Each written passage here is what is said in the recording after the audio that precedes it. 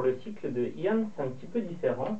On va rentrer dans la turbine en vapeur surchauffée, toujours à 16 bars. Donc cette fois-ci, le point A d'entrée turbine va non pas se positionner à l'intersection entre l'isobar 16 bars et la courbe de saturation vapeur, mais à l'intersection entre l'isobar de 16 bars et la courbe isotherme de 500 degrés, étant donné qu'on a mentionné dans l'énoncé qu'on rentrait dans la turbine à une température de 500 degrés Celsius.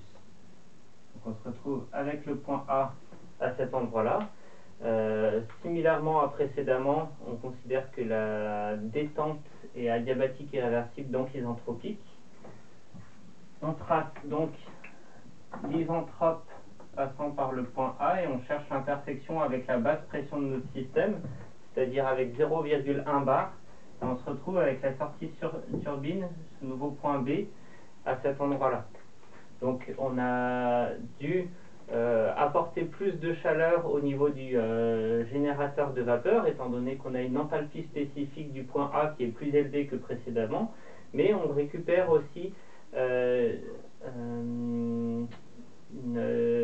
un travail technique plus important au niveau de la turbine, étant donné que la différence d'enthalpie spécifique entre les nouveaux points d'entrée et de sortie de turbine sont plus importants.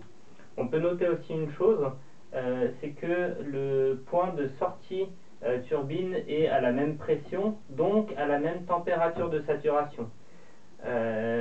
D'ailleurs, on est toujours dans la zone biphasique en sortie de turbine, donc on est même à la même température que précédemment pour le point B. Ça implique deux choses. Le fait qu'on sorte à la même pression, c'est que la pression de saturation est la même, donc la pression du point C et du point D sont les mêmes.